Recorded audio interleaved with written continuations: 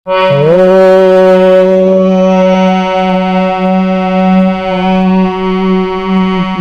परमात्मे नमः। आज का बड़ा सुंदर प्रसंग है।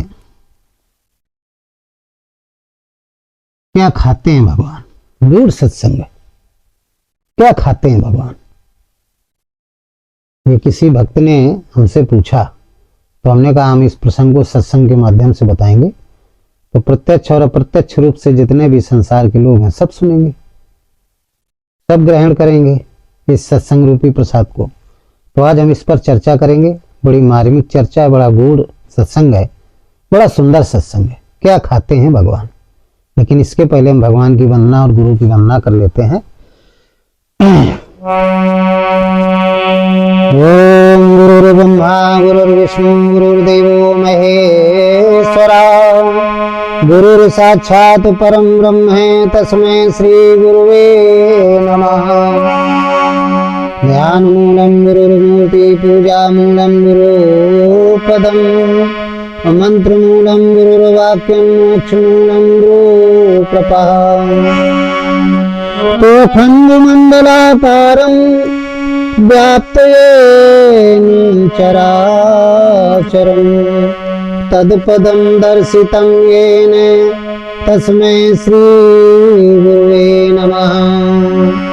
बोलिए सद्गुरुदेव भगवान की जय। हृदय में स्थित परमात्मा राम की जय। क्या खाते हैं भगवान? बड़ा सुंदर प्रश्न है। देखिए, ये भक्त की अपनी हृदय की अनुराग रथ अभिव्यक्ति है, प्रेममयी अभिव्यक्ति है कि भगवान क्या खाते हैं। क्या खाते हैं भगवान? जितने संसार के भूत प्राणी हैं सभी कुछ न कुछ खाते हैं। हम आप हैं, सभी ना कुछ न कुछ खाते हैं। रोटी दाल चावल सब्जी जो भी भोजन है हम आप खाते हैं। संसार के और भी जितने प्राणी हैं वो भी सब कुछ न कुछ खाते हैं। लेकिन परमात्मा क्या खाता है? वो क्या खाता है? ये बड़ा ही समझने का विषय है। वो खाता क्या है? तो सबसे पहले तो कोई व्यक्ति पूछे, आपसे पूछे, हमसे पूछे, किसी से पूछे कि फलाना अगला व्यक्ति क्या खाता है, तो यदि उस व्यक्ति को हमने देखा है, इन आंखों से देख सकते हैं, तो ये भी बता सकते हैं कि वो खाता क्या है। उसका निरीक्षण कर सकते हैं, उसकी जांच पड़ताल कर सकते हैं। जाएंगे, देखेंगे सुबह शाम क्या खाता है, निगरानी रखेंगे, क्योंकि वो दिखाई पड़ रहा है। उसका पता जानते हैं, उसके स्वरूप को जानते हैं, उसके नाम को जानते हैं, उसके स्थान को जानते हैं, कहाँ रहता है, कैसा स्वरूप है, क्या नाम है।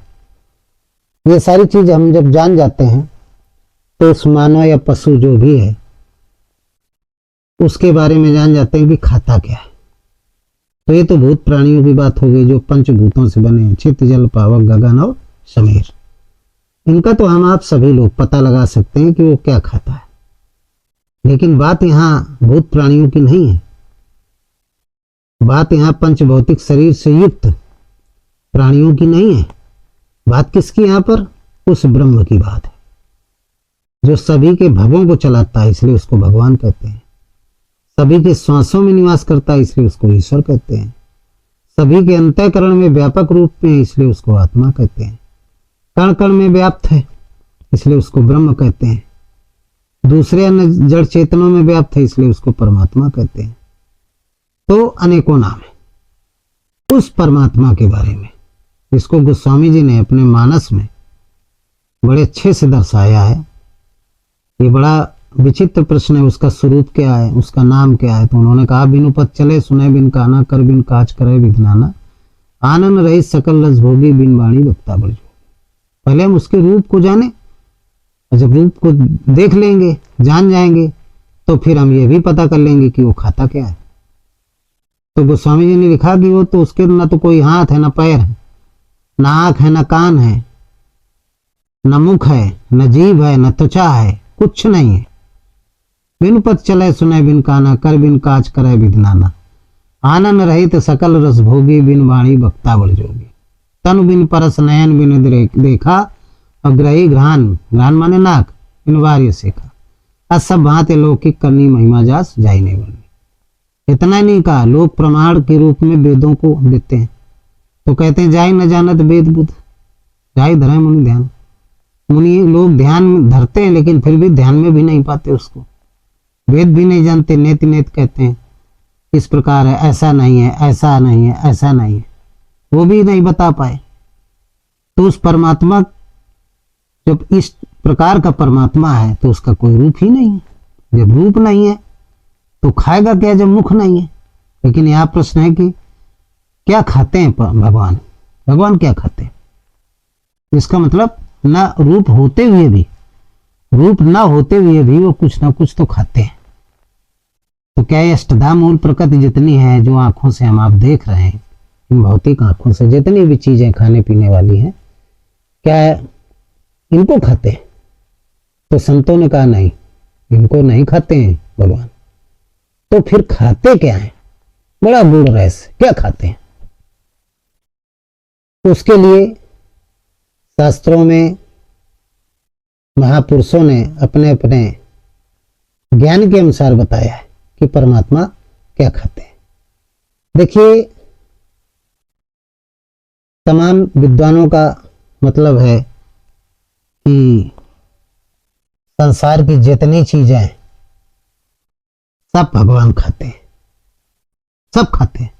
तो एक ने प्रश्न किया कि दिखाई तो नहीं पड़ते। बोले दिखाई क्यों नहीं पड़ते, कब दिखाई पड़ते हैं? बोले कैसे? क्या उन्होंने गीता में तो लिख दिया भगवान कृष्ण ने कि ज्योतिषाम तज्ज्योतिस्तमसा च परमुच्यते और ज्ञानम ज्ञेयम ज्ञान गम्यम हृदय सर्वस्विष्टितम। वो परमात्मा ज्योतियों का परम ज्योति है और उसे पूर्ण ज्ञान के द्वारा, जिसको संत कवि ने आत्मज्ञान कहा है, उसके द्वारा उसको जाना जा सकता है, अनुभव के द्वारा देखा जा सकता है। और हृदय सर्वस्विष्टितम, वो सबके हृदय में भी निवास करता है। तो ज्योतियों का परम ज्योति है, ये गीता में लिख दिया गया है। गीता अपना हम आप सबका अनादि ग्रंथ है। जब से सृष्टि की उत्पत्ति हुई थी तो पहला ग्रंथ गीता ही बना था। अब आप प्रश्न करेंगे तो ये तो भगवान कृष्ण द्वापर में हुए थे तब बोला था, ऐसा नहीं है। ये गीता सबसे पहले भगवान ने बोला था, भगवान की वाणी थी, जो अदृश्य भगवान है, जिसका कोई स्वरूप नहीं, आकाशवाणी हुई थी। और उस आकाशवाणी को सबसे पहले सूर्य ने सुना। सूर्य ने अपनी स्मृति में आकाशवाणी के माध्यम से गीता का ज्ञान दिया था। तो सूर्य ने अपनी स्मृति में धारण किया, क्योंकि उस समय स्मृति काल था, कापी किताबों का पेन कागज से लिखने का समय काल नहीं था, समय नहीं था। वो लोग बोलते थे और लोग अब याद कर लेते थे। स्मृति में नहीं याद कर लेना, अपनी यादगार में धारण कर लिया पूरी गीता। फिर सूर्य ने उस गीता को, जो सबसे पहले सृष्टि में मनुष्य उत्पन्न हुए जिनका नाम मनु था, उनको उन्होंने सुनाया, तो उन्होंने अपनी स्मृति में धारण कर लिया। फिर उनके बाद इक्ष्वाक हुए, उनको उन्होंने सुनाया, तो उन्होंने अपनी स्मृति में धारण कर लिया। इस तरीके से फिर आगे अन्य राजाओं को बताया। काफी दिन तक गीता का ज्ञान चला, लेकिन आगे चल करके लोगों ने इस पे टिप्पणियां करना शुरू कर दिया। जो पाखंडी स्वार्थी लोग थे, तो उन्होंने कहा कि गीता में तो किसी भी प्रकार की व्यवस्था नहीं है धन कमाने की। तो धन कमाने के हिसाब से उन्होंने कहा इसको जो पढ़ेगा वो संत हो जाएगा, साधु हो जाएगा। तो राजाओं के वो मंत्री थे, राजाओं के कान भरे, ये इससे तो आपके राज्य का जो संतुलन है वो बिगड़ जाएगा, सब सन्यासी ही हो जाएंगे। तो कौन किसानी करेगा, कौन नौकरी करेगा, कौन चाकरी करेगा? तो राजा ने कहा फिर क्या किया जाए? बोले इसको बंद करवा दो, जला दो सारी पुस्तकें ढूंढ ढूंढ करके। तो राजाओं के फरमान हुए। काफी समय तक ये गीता जलाओ अभियान चलता रहा, चलाया गया। सारी गीता की पुस्तकों को ढूंढ ढूंढ करके लोगों को दंडित करके, साधु महात्मा सभी को दंडित कर करके जला दी गई, जिनकी स्मृतियों में थी। तो जब तक वो व्यक्ति जिंदा रहे तब तक कुछ ज्ञान बढ़ता गया, लेकिन जब सब समाप्त हो गए, लोग स्मृतियों में धारण किया, किसी को कोई गीता का पाठ नहीं सुना सकता, ये बहुत सख्त आदेश थे। इस तरीके से धीरे धीरे करके अनादिकाल में गीता हो गई लुप्त। जब गीता लुप्त हो गई तो फिर पाखंड की रचना शुरू हो गई। अनेकों प्रकार के ग्रंथ रचित किए गए, अनेकों प्रकार के, चूंकि गीता में एक परमात्मा का वर्णन था, चूंकि एक परमात्मा की वाणी थी, कोई देवी देवता थे ही नहीं, देवी देवता थे ही नहीं, केवल एक परमात्मा था। तो किसी देवी देवता का, किसी प्रकार की अन्य पूजाओं का उसमें वर्णन नहीं था। तो जब गीता नष्ट हो गई तो अनेक प्रकार के कर्मकांडी ग्रंथ लोगों ने लिख करके रच के रख दिया और उनको समाज में राजाओं के माध्यम से लागू कर दिया, शासनाबद्ध हो गए, लागू हो गए, समाज में आ गया, जनता के बीच में लोग उनको पढ़ने लगे, लोग विद्वान लोग थे सुनाने लगे और उन्हीं के अनुसार कर्मकांड कराने लगे। इस तरीके से लोग कर्मकांडों में फंस गए। कर्मकांडों में फंस गए तो जो एक ब्रह्म का चिंतन करते थे, गीता के अनुसार एक परमात्मा को मानते थे, वो भी जो अद्वैतवादी थे वो भी द्वैत में फंस गए। सब द्वैतवादी हो गए, कोई 4 भगवान मानने लगा, कोई 5 मानने लगा, कोई इस तरीके से भगवान की पूजा, बोले ये ऐसे भगवान खाते हैं, भगवान ये खाते हैं, भगवान वो खाते हैं। इस तरीके से कर्मकांड में पूरा संसार उलझ गया। काफी समय युगों के बाद द्वापर युग आया और गीता के नष्ट हो जाने से अधर्म बढ़ गया, बहुत अधर्म बढ़ गया। इसी गीता को भगवान शंकर ने अपनी स्मृति में धारण कर लिया था, इसी गीता को, जिसको उन्होंने मानस नाम रखा था। रचि महेश निज मानस राखा, पाए सुसमय शिवासन भाका। इसी गीता का वर्णन किया था अमरनाथ में, जिसको माता पार्वती जी ने सुना था और सुख रूप में सुखदेव जी ने सुना था। तो गीता धार्मिक ग्रंथ है, इसमें अमर कथा है, इसको सुनने के बाद लोग अमर हो जाते हैं। तो क्या ये शरीर नहीं छूटता? शरीर छूटता है, लेकिन अमर होने का मतलब है कि जब मरे अछपा मरे, संत कबीर ने कहा, आनंद हो मर जाए सूरज समानी शब्द में ताई काल न खाए। काल माने समय, मृत्यु। जब गीता का अध्ययन लोग कर लेते हैं तो फिर वो माया मोह के चक्कर से मुक्त हो जाते हैं, फिर वे दोबारा 84 में नहीं जाते, उनको मोक्ष मिल जाता है। इसी को अमरता कहते हैं, इसी को अमर होना कहते हैं कि दोबारा न जन्म हो, जब जन्म नहीं होगा तो मृत्यु नहीं होगी। तो भगवान कृष्ण ने अर्जुन को सुनाया था, जो आज भी है। सब लोग को अब उसमें भी बहुत मिलावट हो गई, संस्कृत में अच्छे से अनुवाद लोग नहीं कर पाते हैं, तो अपने अपने हिसाब से करते हैं। तमाम हजारों टीकाएं हो गई, भाष्य लिखे गए गीताओं के अपने अपने हिसाब से, सबने लिखा। उसमें भी बड़ी बहस छिड़ी रहती है, जबकि एक परमात्मा का चिंतन करने के लिए उसमें स्पष्ट लिखा हुआ है, ईश्वरा सर्वभूतानां हृदय देशे अर्जुन तिष्ठति ब्राह्मण सर्वभूतानि यंत्रारुणान्वा। एक तो बात ये बताई गई, और ओम या राम का जब बताया गया, मैत्रेय एकाक्षरम ब्रह्म। दूसरी बात बताई गई कि उसका स्वरूप क्या, ज्योतिषाम अब तज्ज्योति स्थमसाचा पर मुच्यते ज्ञानम ज्ञेयम ज्ञान गम्यम हृदय सर्वस्विष्टतम। वो ज्योतियों का परम ज्योति और सबके हृदय में निवास करता है। अर्जुन से कहा, अर्जुन माने अनुरागी भक्त, कि तुम्हें शरणम गच्छ सर्वभावेन भारत तत्प्रसादम परम शांति स्थानम प्राप्स्य सस्तम। अर्जुन तो उसी शरण में जा। तो ये तो परमात्मा का बताया गया। तो लोगों ने कहा कि वो तो ज्योतिषा मपी है, ज्योति के रूप में, तो उसको सब दो खाने के लिए, जाओ तिल दो, हवन करो, आग में डालो, सारी चीजें। भगवान खाता है आग के रूप में, आग के रूप में। तो आप बताइए, यदि इस आग के रूप में होगा तो शरीर में यदि आग जलेगी तो शरीर जल नहीं जाएगा? जल जाएगा। तो कौन सी ज्योति है? कौन सी ज्योति है? किस ज्योति रूप में है परमात्मा? उसको कैसे देखा जा सकता है? इन आंखों से इस ज्योति को देख सकते हैं, इस आग को देख सकते हैं, इस आग को, इस आग को देख सकते हैं। और उस आग को किससे देख सकते हैं? ज्ञान और वैराग रूपी जो सूक्ष्म शरीर, स्थूल शरीर के अंदर सूक्ष्म शरीर है, जिसके 2 नेत्र हैं, ज्ञान और वैराग। इन दोनों आंखों से उस ज्योति को, परमात्मा की उस ज्योति को हम आप देख सकते हैं। ये जो प्रकाश है, ये गर्म होता है, प्रकाश छूने से आप जल जाएंगे। प्रकाशित तो ये भी करता है। और वो प्रकाश, परमात्मा का प्रकाश कैसा होता है? ठंडा होता है। प्रकाशित होता है लेकिन ठंडा होता है, शीतल होता है, गर्म नहीं होता है, बड़ा शीतल होता है। वो सबके अंतःकरण में, बाहर भी है। देखिए कितनी अजीब बात है। तो ऐसा परमात्मा, वो शीतल ज्योति रूप परमात्मा खाता क्या है? यह प्रश्न था आज का कि क्या खाते हैं भगवान। तो मैं उसके लिए बता रहा हूं कि जिसका मन निर्मल है, जो सच्चे भाव से, श्रद्धा अर्पित करके, गुरु के चरणों में विश्वास करके और भगवान के चरणों में श्रद्धा करके, जो श्रद्धा करता है और भाव, भगवान का भोजन क्या है? भाव। भगवान क्या खाते हैं? भाव। तो कौन सा भाव खाते हैं? क्या आप यदि लड्डू चढ़ा रहे हैं बड़ी श्रद्धा भाव से, तो क्या भगवान खा लेंगे? नहीं।